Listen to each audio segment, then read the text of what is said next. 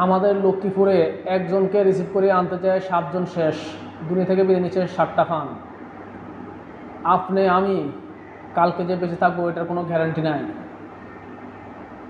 কত আনন্দ নিয়ে গেছে তারা রিসিভ করতে, একটা লোককে রিসিভ করতে যায় 7টা লোক শেষ।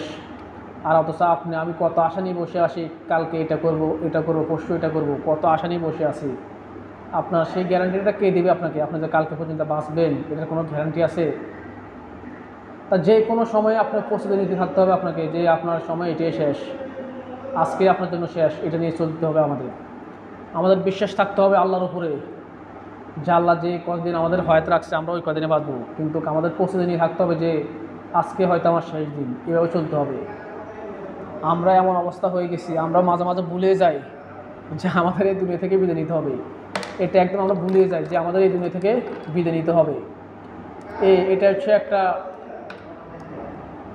দেখছেন এই জিনিসটা সার্চ না দিলে এই জিনিসটা চলে না, বুঝছেন? এই জিনিসটাতে গান শোনা যায়, কথা বলা যায়, সব কিছু করা যায়, কিন্তু বিনিময়ে এটাকে সার্চ দেওয়া হয়।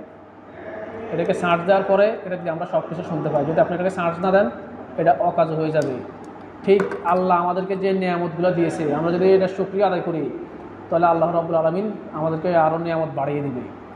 তাই আমরা সবসময় আল্লাহ শুকরিয়া আদায় করতে চেষ্টা করব। মনে রাখবেন আল্লাহ কিন্তু আমাদেরকে অনেক কিছু দিয়েছে।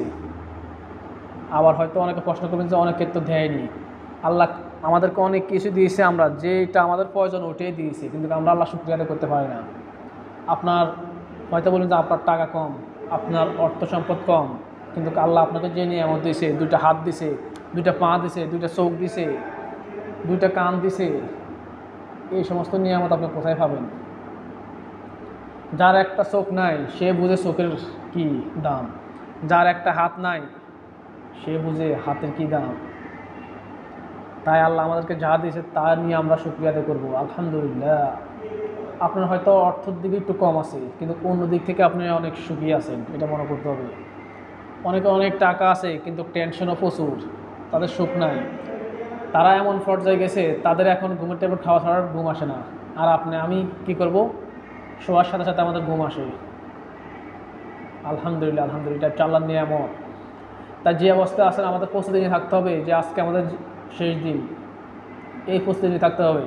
আমরা কিছু কিছু লোক এমন পর্যায়ে আছি, এমনভাবে চলাফেরা করি মনে হয় যে এই দুনিয়ায় আমাদের দুনিয়া, আর কোনো দুনিয়া নাই। আমাদের এই দুনিয়ায় কায়েম করে ফাটাচ্ছি, এমনভাবে চলাফেরা করি। আমরা মানুষকে সম্মান করতে জানি না, মানুষের প্রতি আমরা এমন ক্ষোভ দেখাচ্ছি, সামান্য ব্যবহারে আমরা তাদের প্রতি এত আক্রমণ করি। মানুষের সাথে আজকাল মানুষ ভালো ব্যবহার করতে চায় না, খুবই কম। আপনি যদি কেউ ভালো ব্যবহার করে আপনার সাথে, আপনি মনে করেন যে সে যদি আপনাকে মানবতা দেখায়, আপনি মনে করেন যে সেটা তার দুর্বলতা, আপনি ওই দুর্বলতার সুযোগ নেন। কিন্তু না, যারা প্রকৃত মানুষ তারা সবসময় মানবতা দেখায়, আর আপনি কারো মানবতাকে দুর্বলতা দেবে না। তাই সবাই সবার সাথে ভালো ব্যবহার করে যাবেন দুনিয়া থেকে। ভিডিওটা ভালো লাগলে অবশ্যই লাইক কমেন্ট শেয়ার করুন। ধন্যবাদ সবাইকে। আসসালামু আলাইকুম ওয়া রাহমাতুল্লাহ।